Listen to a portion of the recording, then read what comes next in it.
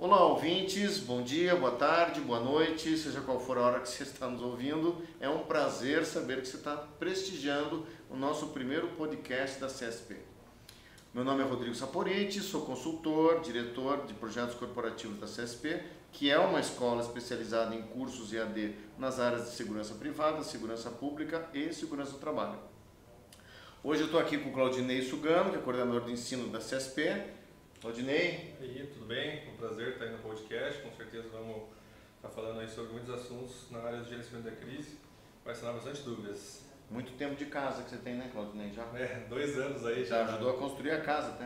Na área aí, e faz 1 ano já que a gente desbravou aí a CSP. Muito bem. E o tema do nosso primeiro podcast é o gerenciamento de crises, com foco na segurança privada. E para falarmos sobre esse assunto com toda a propriedade, trouxemos aqui 2 convidados especiais, né? Diria até que fiz um esforço aqui para resumir o currículo dos 2, que é bem extenso, tem muita experiência na área. Então, o Josué do Nascimento Martins, segundo sargento da Polícia Militar do Paraná, com graduação em Direito e pós em Criminologia, ex-integrante do Grupo de Negociação do BOP PM Paraná, formado em Inteligência de Segurança Pública do Estado do Rio de Janeiro e outras coisas. Tudo bem, Josué? Tudo bem, é um prazer estar aqui com vocês e o objetivo, sem dúvidas, é compartilhar o conhecimento e agregar aí as informações a todos. Bacana. O Robson Danilo Carneiro, segundo sargento da PM Paraná também, mestre em Ciência Jurídica, especialista em Direitos Humanos e Cidadania, especialista em processo penal e servidor público estadual há 17 anos. Esqueci alguma coisa, Robson? Não, esqueceu nada. Cumprimentar a todos, agradecer a oportunidade de estar podendo bater esse papo aí com vocês sobre um tema tão relevante e principalmente encontrar meu amigo Josué aí, já conheço ele há mais de 15 anos aí, e tentar levar um pouco de informação a respeito de gerenciamento e primeira intervenção em crise, que para nós é uma disciplina muito, muito importante aqui no âmbito da segurança privada. Bacana. Porque assim, no fundo, a gente sabe que segurança pública e segurança privada, elas acontecem em esferas diferentes, embora se complementem em muitos casos, mas são esferas diferentes. E aí vem a pergunta, acredito que muitos que estão nos ouvindo aqui são vigilantes, né? Ou vigilante líder, ou supervisor, enfim, mas são vigilantes. E aí essa pergunta já fica de cara, por que é que um vigilante deveria entender de gerenciamento de crise? Quer dizer, qual o objetivo de ter, como por exemplo a CSP lançou um curso agora, né, de gerenciamento de crise, que tem vocês 2 como instrutores e isso obviamente contribui muito para a carreira deles, mas fica essa pergunta, vi lá, tem um curso, mas por que eu preciso aprender sobre isso? Se alguns 2 quiserem começar, vamos... Na verdade, legalmente já tem uma obrigação, né, porque a própria legislação da segurança privada ela traz essa previsão, né? Então, inicialmente ou introdutoriamente, eles já têm os primeiros contatos no próprio curso de formação. Mas penso eu que, e aí, principalmente, e aí a gente vai tentar deixar isso claro, né, pela necessidade de se suprir, né, os objetivos que o gerenciamento de crise traz para nós, né, em especial a preservação de vidas, né, e todos devemos estar preocupados com isso, não seria diferente com o vigilante, porque o vigilante ele tem, né, dentre as suas obrigações, a proteção à vida, a proteção de pessoas e a preocupação com a saúde das pessoas. Eu queria complementar dizendo que todos nós vivenciamos crises no dia a dia, né? Então, quando se fala a palavra crise, que são crises diárias. Pode ser, eu costumo falar para os alunos que o gerenciamento de crise é tão importante que ele pode ser aplicado inclusive para consumo próprio, né? De repente você... Com a sogra, você está falando então? Pode ser no ambiente familiar, no ambiente profissional, né? Vai passar por uma entrevista de trabalho, de repente você está diante, ou pode ser ascender profissionalmente, pode ser gerada uma crise ali, né? E a pessoa tem que saber ter um equilíbrio, saber como conversar. A matéria gerenciamento de crise voltada para a segurança pública tem a ver, digamos assim, com uma atividade se acontecer um acontecimento criminoso, né? E pode-se falar assim, não, mas isso é uma situação de polícia, de segurança pública, mas nada obstém de que o vigilante possa se deparar com uma situação dessa. Por exemplo, num banco, numa agência bancária, um assalto ali que ele é frustrado ali por qualquer situação, o vigilante é a primeira pessoa que vai se deparar com aquela situação. Então ele tem que saber como agir. E o objetivo do curso e desse curso é exatamente isso, dar esse nivelamento, esse conhecimento, ainda que seja básico, mas para que o vigilante possa saber se portar e, sobretudo, como o professor Danilo muito bem colocou, não colocar a sua vida em risco, né? Porque se ele não souber atuar, não houver equilíbrio, haver uma atitude de desespero, ele pode colocar essa situação, a vida de todos em risco. Um adendo só. Eu vejo muitas dúvidas dos vigilantes, né? Eu estou presente em várias salas aí e vejo nessa situação do gerenciamento de crise a dúvida de até que momento ele pode intervir, sabe? Porque muitos ensinam na escola que você tem que intervir até o momento que a polícia chega, a autoridade chega no local e pode dar continuidade à negociação. E eles pensam que eles não são autoridade suficiente para dar continuidade. E no curso vocês passam como dar continuidade se a autoridade não chega. Isso, exatamente. A primeira intervenção, na verdade, a gente costuma dizer que... Né, esse é um termo interessante, né? É usual, inclusive. A primeira intervenção. Bacana que você já pode ter conceituais. A primeira intervenção em crise, né, que é essa atuação do primeiro profissional, e aí pode ser de segurança pública, pode ser de segurança privada, ou outro profissional que tem alguma responsabilidade ou conhecimento na área de segurança, essa primeira intervenção, ela basicamente vai visar a preservação de vidas, e é óbvio, né, que nos manuais não há previsão nesse formato, mas é que se ganhe tempo até a chegada dos órgãos policiais e dos órgãos especializados.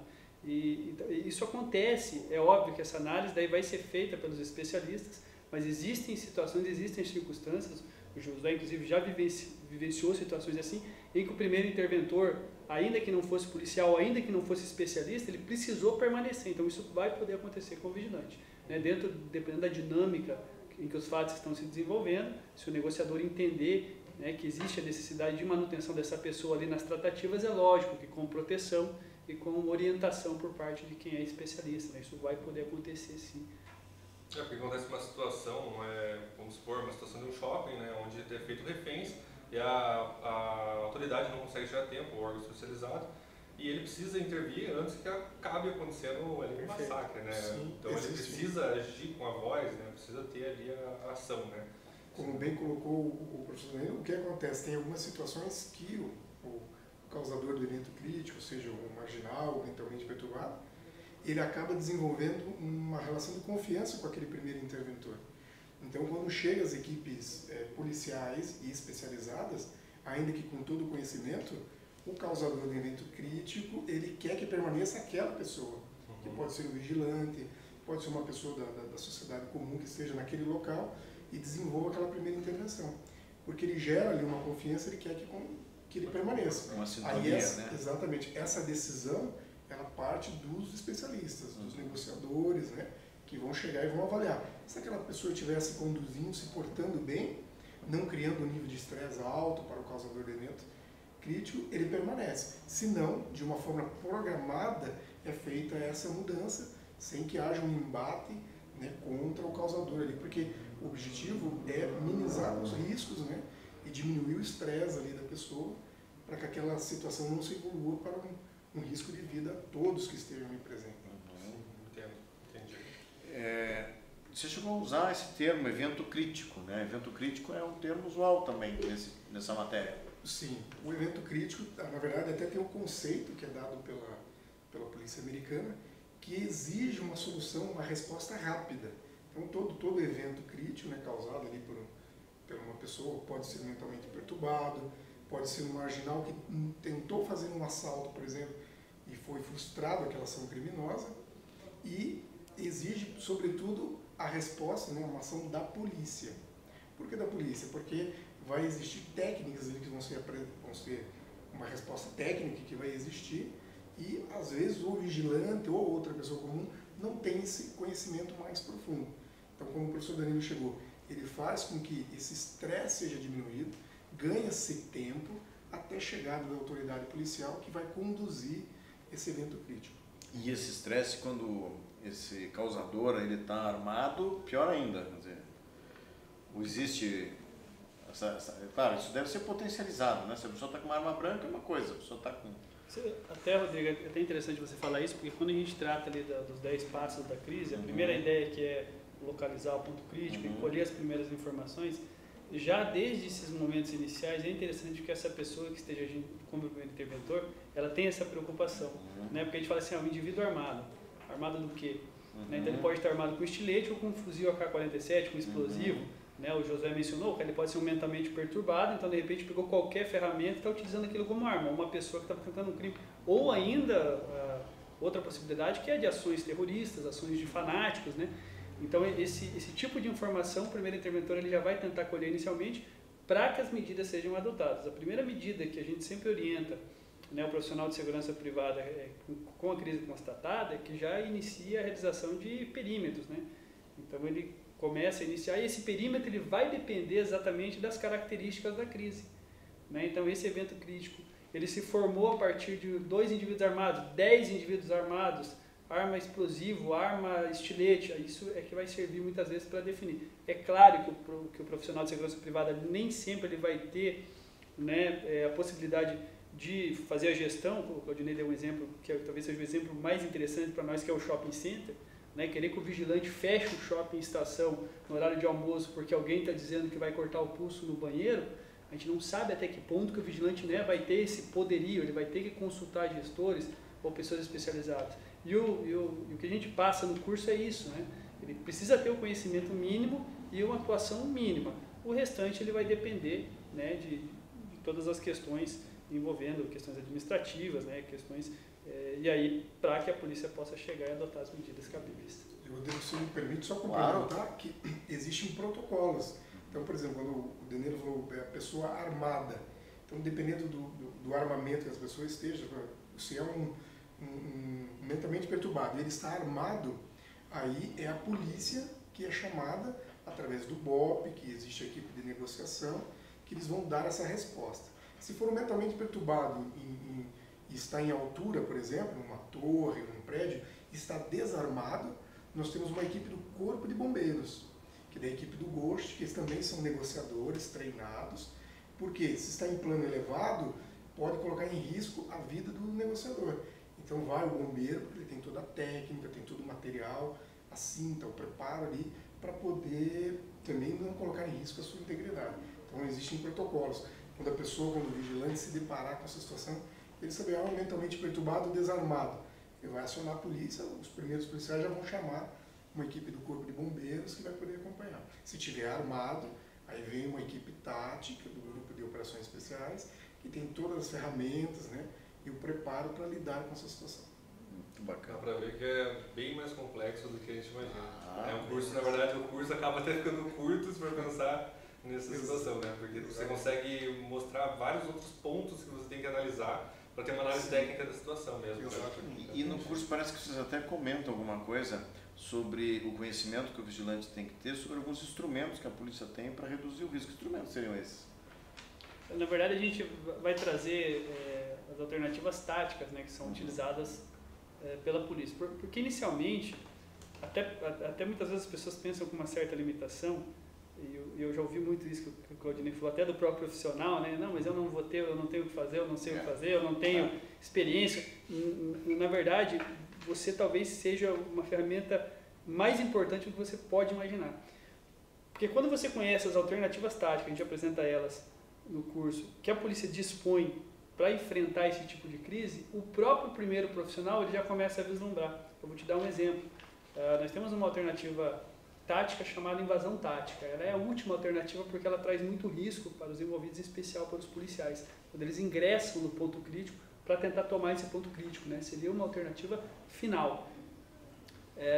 Quando o vigilante analisa essa possibilidade, né, de uma futura invasão tática já inicialmente, ele precisa perceber, por exemplo, uma janela, uma porta, uma câmera. Essa porta ela tem abertura para dentro ou para fora da sala? Porque senão o grupo tático chega aqui e vai começar a chutar a porta e a porta abre para fora. A gente usa esse exemplo. Essa janela, esse duto de ar-condicionado, ele tem acesso por algum local? Essa câmera, ela está funcionando? Então são informações que é importante o profissional de segurança privada conhecer a partir das alternativas táticas. Aí nós temos o tiro de comprometimento, né? Nós temos as técnicas não letais. Imagino que os vigilantes que estão me ouvindo até sabem, mas o que seria o tiro de comprometimento? O Josué vai falar um pouquinho. Seria uma medida mais drástica e ela não ocorre de forma assim, facultativa. Ela ocorre mediante níveis de comando, né? Então, dentro do gerenciamento de crise, por isso o nome remota até a questão de gestão, de coordenação, existe um oficial do mais alto posto que se encontra ali e ele vai ser o gerente daquela crise. Então, ele que vai tomar as decisões. Um tiro de comprometimento é quando a vida mesmo, tanto do refém ou vítima, né, que são duas expressões que têm significados diferentes, elas estão em risco. O causador do evento crítico sinaliza que vai partir para a atitude mais drástica. Ele não quer mais negociação. Ele não quer negociação e ele vai ali eliminar a pessoa, ou ele mesmo, né, como mentalmente perturbado, ali de repente esteja armado, tentando um suicídio. Mas se tiver em risco a vida de terceiros, dos reféns e vítimas, ou da própria equipe policial ao adentrar, existe uma técnica, tem um policial preparado, que é o sniper, que ele permanece em um local diverso, mas com ferramenta, com equipamento, armamento apropriado para isso, e mediante comando, mediante autorização, e isso é feito uma análise do próprio negociador, junto ao gerente da crise, que toma a decisão, ó, não temos outra alternativa a não ser neutralizar o causador do evento crítico. Aí é feito um disparo em região própria, né, que faz com que todas as terminações nervosas daquele causador, elas cessem. Por exemplo, ele pode estar com a arma apontada na cabeça do refém com o dedo no gatilho. Se um tiro pegar no ombro, no abdômen, em região que ele ainda tenha terminações que ele possa ter controle do seu corpo, ele pode puxar aquele gatilho. Né? É o T, né, que eles falam. É a região T, né, que a gente chama, região de cabeça mesmo, pega a parte frontal e faz com que ali o tiro seja um tiro de comprometimento, porque ele termina cessa ali a sua agressão. O objetivo, né, Josué? Mas é uma atitude que você falou, extrema. É a última... Acabou a negociação. Acabou a negociação, não evoluiu. E o risco alcançou um nível muito alto. A gente costuma utilizar o termo até por conta da magnitude que tem esse tipo de intervenção. Né? A gente não utiliza o termo matar o SEC, que é o causador de evento crítico. O termo é neutralizar, porque aqui o matar ele pode levar você a crer, primeiro, que o policial está querendo matar alguém, não, a ideia não é essa. E segundo, o matar pode ser que você atire agora e o cara venha a óbito daqui 2 minutos, 5 minutos, 2 dias, 3 dias. O objetivo não é esse. O neutralizar é cessar qualquer tipo de reação. Então existe um local específico a ser atingido por conta disso, para que você neutralize e de alguma forma encerre, né, aquela ação por parte do envolvido. Nós temos alguns casos, como aquele do ônibus lá do Rio de Janeiro, né? 174. No 174, que ele realizou o disparo, ele acertou o disparo, né? Ele simulou acertar, mas não acertou. Né? Não acertou, não acertou. Mas ele simula, né? Para as equipes policiais ele teria acertado.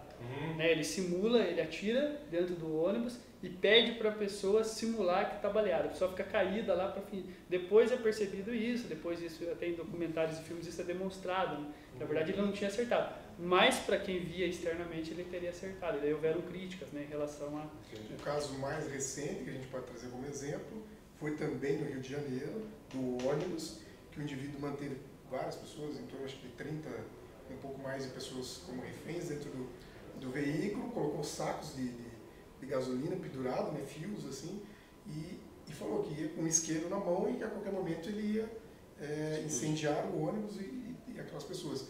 Avançou-se a negociação verbalmente, aquele contato pessoal, não evoluiu, chegou a um ponto que não evoluiu, e daí o gerente da crise, né, a mais alta autoridade ali, decidiu então que teria que haver um tiro de comprometimento. E no momento dele de descuido, digamos assim, que ele saiu do veículo, ali se entendeu que era a melhor hora, né, melhor momento apropriado para neutralizar.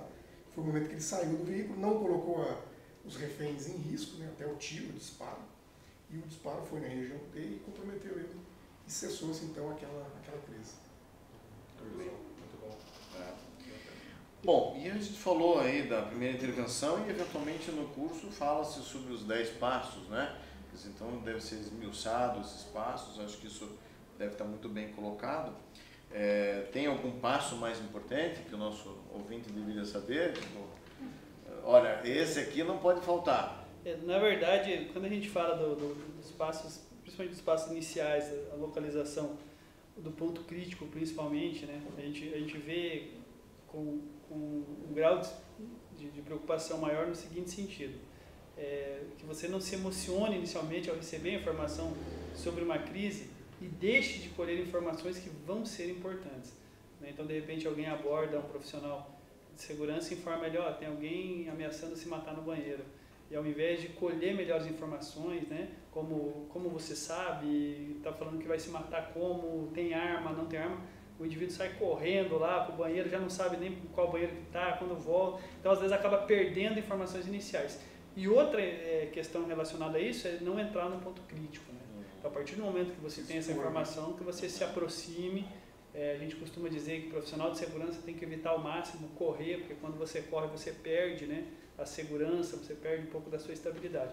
Então que você progrida até o ponto crítico, sempre se protegendo, sempre resguardando a sua imagem, e já ao se aproximar do ponto crítico você colha informações. Muitas vezes os momentos iniciais geralmente são tensos, então a pessoa muitas vezes vai estar gritando, né, e esse gritar, esse chamar a atenção já te vende, né, informações muito legais. Quantas pessoas que são, né, são pessoas conhecidas, que tipo de armamento, tem armamento, reais motivos. Então tem que ter uma estabilidade, né? Porque se a pessoa, como você falou, equilíbrio, né, se tiver a pessoa muito desequilibrada emocionalmente naquele momento, assustada, ele pode gerar não vai ver esses detalhes, gerar uma segunda crise. Pode gerar uma segunda crise. As forças policiais que chegarem ali vão ter que administrar ainda aquela situação, como tem muitas pessoas ainda que têm a velha ideia de que se deve até trocar você como agente público ou agente de segurança no lugar do refém. E isso a gente não faz, mas não existe mais no protocolo, porque às vezes aquele cara, em algum momento da vida, teve um problema com um vigilante, era tudo que ele queria para cometer o crime ali. Então ele vai usar, que bom, aquele vigilante, então ele libera uma senhora lá, uma refém, pega o vigilante e atenta contra a vida do vigilante. Tem um termo que mais a gente lenha na utiliza, fogueira. um termo que a gente utiliza, né, José? O trânsito em ponto crítico de refém e vítima, ele é mão única. Sim. É só no sentido de sair. Refém e vítima não entra. Se ele está para o lado de fora, ele não vai passar para dentro do ponto crítico. Então eu não troco ninguém, não, me dá 3 pessoas, eu te dou uma aqui de fora. Ó, esse aqui é maior, é mais legal e tal. Porque essa pessoa que está aqui fora está protegida, a vida dela está resguardada. Então, até no momento de negociação, né, o José já participou muito disso, mas ele não vai mandar ninguém, um policial, um padre, um médico, lá para dentro do ponto crítico em troca de pessoas que estão submetidas ao risco. A gente manda uma pizza, uma alimentação, claro, faz uma barganha ali nesse sentido. Né? Lembrando uma situação bem no passado, eu acho que foi em 98, foi da freira. Isso, é mais antigo. Mais antigo ainda. Mais antigo. Eu era um jovenzinho. 88. 88. Olha, eu lembro. Goiuerê. Eu era nem nascido. Era a hora de dizer que não era, mas eu lembro. Mas era da freira, foi uma situação muito... O professor Jurrier não estava envolvido nessa negociação? O professor Jurrier da CPS estava envolvido nessa negociação? O Jurrier estava, e o pessoal do Tigre também estava envolvido, né? Teve bastante pessoa bacana, né? A gente não teria orgulho de estar envolvido pelo resultado. Só que é lógico, na época, né, a gente está falando de 32 anos atrás.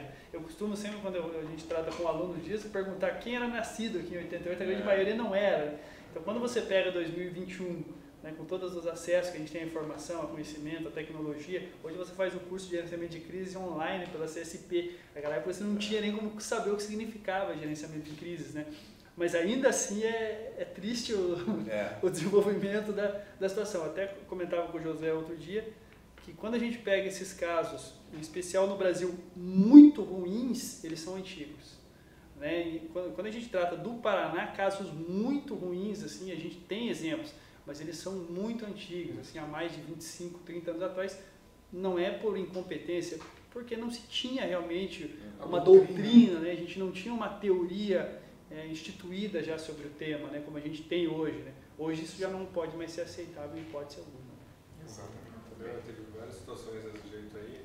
Teve uma outra onde a invasão também deu errado, porque a porta abria para... Isso, perfeito. É um exemplo clássico, né? Que é a parte da proteção tática, né? Essa é tradicional. A proteção tática é muito complicado quando você não entende como o ambiente funciona e não está exatamente em uma planta. Então tudo é novo para você. Exatamente. Então acaba atrapalhando muito na intervenção. Ainda que você tenha alguma descrição, né, Claudinei?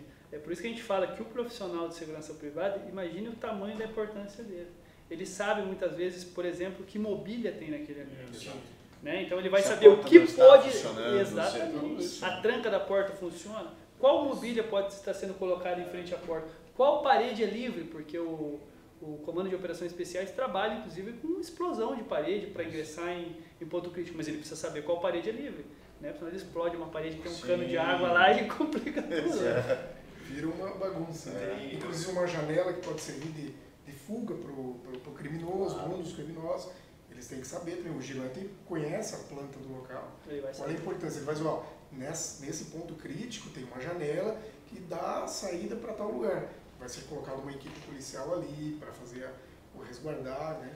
Tudo isso é pensado. Na CPS a gente incluiu uma aula, né, de progressão tática com o próprio Dulier mesmo. A gente incluiu no curso de formação de vigilante porque a gente viu a necessidade deles terem esse pensamento tático mesmo, né? Sim. De saber como funciona um ambiente confinado e também entender, não ficar tipo daquele modo lá no posto de serviço falando, pô, não dá as 12 horas, quero sair logo. Só Não, isso pensar tipo trabalho. assim, formas de estratégia. Como que se acontecesse uma situação aqui, o que eu faria, entendeu? Pensar dessa forma. E é isso que na aula de formação do vigilante a gente está passando agora para que eles estejam mais atualizados aí, né? Não, perfeito, muito importante. Muito bem. Bom, o papo tá ficando gostoso, né? Novo, mas acredito que é porque tá dando vontade de ver o curso já, então, né? Então, Claudinei, onde é que a pessoa encontra esse curso? Você pode estar encontrando esse curso lá no site da CSP, ou provavelmente está ouvindo esse podcast do site da CSP ali, né?